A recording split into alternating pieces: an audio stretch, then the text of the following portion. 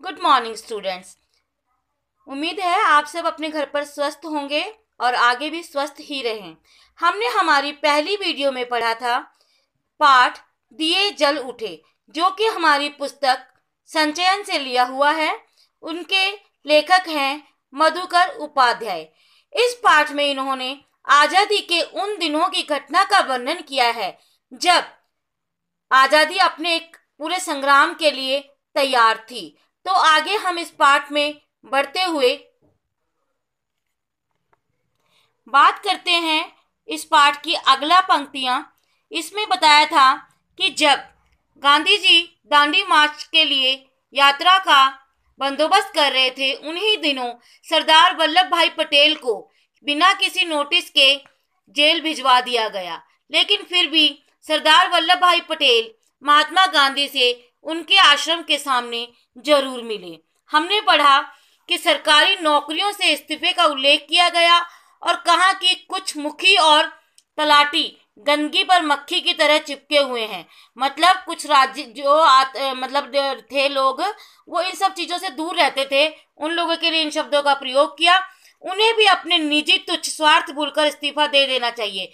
यहाँ पर इस पत्र के माध्यम से बताया गया कि जो लोग अपने स्वार्थ के लिए अंग्रेजी सरकार के गुलाम बन रहे हैं, उन्हें इन चीजों से इस्तीफा दे देना चाहिए।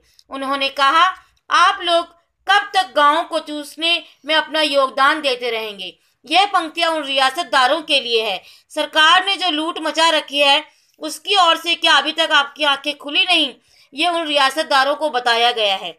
गांधी जी ने रास में भी राजद्रोह की बात पर जोर दिया। रास मतलब गुजरात में रियासतदारों को कहा कि अपना अंग्रेजों को की गुलामी छोड़ के अपने देशवासियों के साथ मिल जाओ। कहा कि उनकी गिरफ्तारी अच्छी बात होगी। सरकार को खुली चुनौती देते हुए उन्होंने कहा, अब फिर भी बादल घिर आए हैं, कहो सही मौका सामने है। अगर सरकार मुझे गिरफ्तार करती है तो यह अच्छी बात है।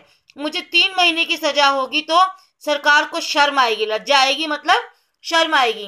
राजद्रोही को तो काला पानी देश निकाला या फांसी की सजा हो सकती है। मुझ जैसे लोग अगर राजद्रोही होना अपना धर्म माने तो उन्हें क्या सजा मिलनी चाहिए? यहाँ महात्मा गांधी अपने लिए कहते हैं कि मैं कोई राजद्रोही नहीं हूँ, लेकिन अगर मुझे काला पानी भी हो जाए तो मुझे इस बात का कोई डर नहीं। सत्याग्रही शाम 6 बजे रात से चले और 8 बजे कनकापुरा पहुंचे। उस समय लोग यात्रा से कुछ थके हुए थे और कुछ थकान की इस आशंका से कि कहीं मही नदी जो गुजरात में बहती है कब और कैसे पार करेंगे। नदी के किनारे पहुंचते ही समुद्र की ओर से आने वाली ठंडी बयार ने सत्याग्रहियों का स्वागत किया। कनकापुरा में 105 साल की एक बूढ़ी महिला ने गांधी के माथक पर तिलक लगाया और कहा, महात्मा जी, स्वराज लेकर जल्दी वापस आना। स्वराज मतलब अपना देश की आजादी। गांधी ने कहा, मैं स्वराज के लिए बिना नहीं लौटूंगा। गांधी की इस जनसभा का निर्धारित समय 8 बजे था, लेकिन कनकापुरा पहुंचने में देरी के कारण उसे 1 घंटे के लिए स्थगित कर दिया गया। जनसभा में गांधी ने ब्रिटानी कुशासन का जिक्र किया। ब्रिटानी कुशासन मतलब अंग्रेजी सरकार का कुशासन। उन्होंने कहा, इस राज में रंक से राजा का सब दुखी है। राजे महाराजे जैसे सरकार नचाती है, नाचने को तैयार हैं। यह राक्षसी राज है, इसका संहार करना चाहिए। रास्ते में रेतीली सड़कों के कारण यह प्रस्ताव किया गया कि गांधी थोड़ी यात्रा कार से कर लें। गांधी ने इससे साफ इनकार कर दिया। उनका कहना था कि यह उनके लिए जीवन की आखिरी यात्रा है। ऐसी यात्रा में निकलने में वाहन का प्रयोग वो नहीं करना चाहते थे। यह पुरानी रीति है। धर्म यात्रा में हवाई जहाज, मोटर या बैलगाड़ी में बैठकर जाने से लाभ नहीं मिलता। मतलब आखिरी उन्होंने आंदोलन के लिए यात्रा की थी। यात्रा में कष्ट सहें, लोगों का सुख दुख समझे, तभी तो सच्ची यात्रा होती है। ब्रिटिश हुक्मरानों ने एक वर्ग ऐसा भी था जिसे लग रहा था कि गांधी और उनके सत्याग्रही मही नदी के किनारे अचानक नमक बनाकर कानून तोड़ देंगे। समुद्री पानी नदी के तट पर काफी नमक छोड़ जाता है, जिसकी रखवाली के लिए सरकारी नमक चौकीदार रखे जाते थे। गांधी ने भी कहा, यह नमक बनाया जा सकता है। गांधी को समझने वाले वरिष्ठ अधिकारी इस बात से सहमत नहीं थे कि गांधी कोई काम अचानक और चुपके से करेंगे। इसके बावजूद उन्होंने नदी के तट से सारे नमक भंडार हटा दिए और उन्हें नष्ट करा दिया, ताकि इसका खतरा ही ना रहे। नियमों के अनुसार उस दिन की यात्रा कनकपुरा में गांधी के भाषण के बाद समाप्त हो जानी चाहिए थी, लेकिन इसमें परिवर्तन कर दिया गया। यह तय हो पाया कि नदी को आधी रात के समय समुद्र का पानी चढ़ने पर ही पार किया जाए, ताकि कीचड़ और दलदल में कम से कम चलना पड़े। रात 10:30 बजे भोजन के बाद सत्याग्रही नदी की ओर चल पड़े। अंधेरी रात में गांधी को करीब 4 किलोमीटर दलदली जमीन पर चलना पड़ा। कुछ लोगों ने गांधी को कंधे पर उठाने की सलाह दी, पर उन्होंने मना कर दिया। यह धर्म यात्रा है, चलकर पूरी करूंगा। तट पर पहुंचकर गांधी ने पैर धोए और एक झोंपड़ी में आराम किया। आधी रात तक इंतजार करते हुए मही नदी के तट पर गुप्त अंधेरी रात में मेला जैसा लगा हुआ था। मेला मतलब मेला लगा हुआ था। आसपास भजन मंडलियां थीं, दांडिया रास में निपुण दरबार थे, उनके गीत बोल रहे थे। देखो गांधी का दांडिया रास, देखो वल्लभ का दांडिया रास। यहाँ इस पंक्ति का मतलब है कि लोग इस प्रकार का गीत गा रहे थे कि जो गुजरात का प्रसिद्ध गरबा डांस, दांडिया डांस होता है, कि देखो ये वल्लभ का डांस है, ये गांधी का डांस है। इस प्रकार देखो भगवान का दांडिया रास। अपने ही देश में अपने ही लिए हम किस तरह मारे मारे फिरते रहे। गांधी को नदी पार कराने के लिए जिम्मेदारी रघुनाथ काका को सौंपी गई। उन्होंने इसके लिए एक नई नाव खरीदी और उसे लेकर कनकपुरा पहुंचे।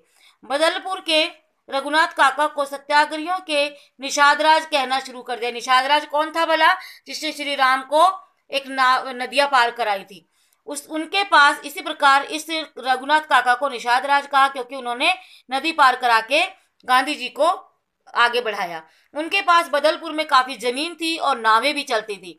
जब समुद्र का पानी चढ़ना शुरू हुआ तब अंधेरा इतना घना हो गया कि छोटे मोटे दिए उसे भेद नहीं पा रहे थे।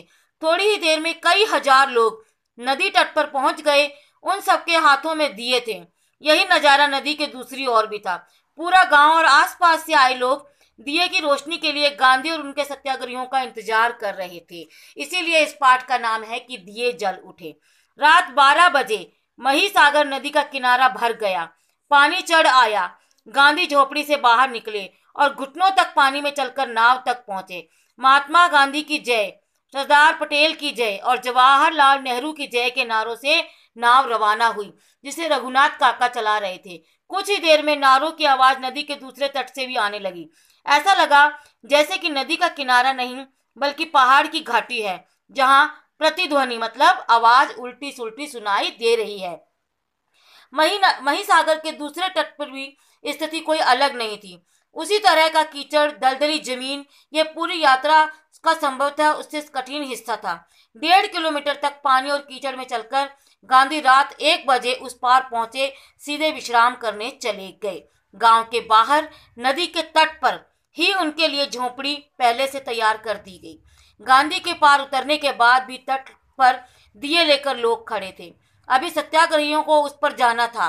शायद उन्हें पता नहीं था कि रात में कुछ और लोग भी आ जाएंगे जिन्हें नदी पार करानी होगी।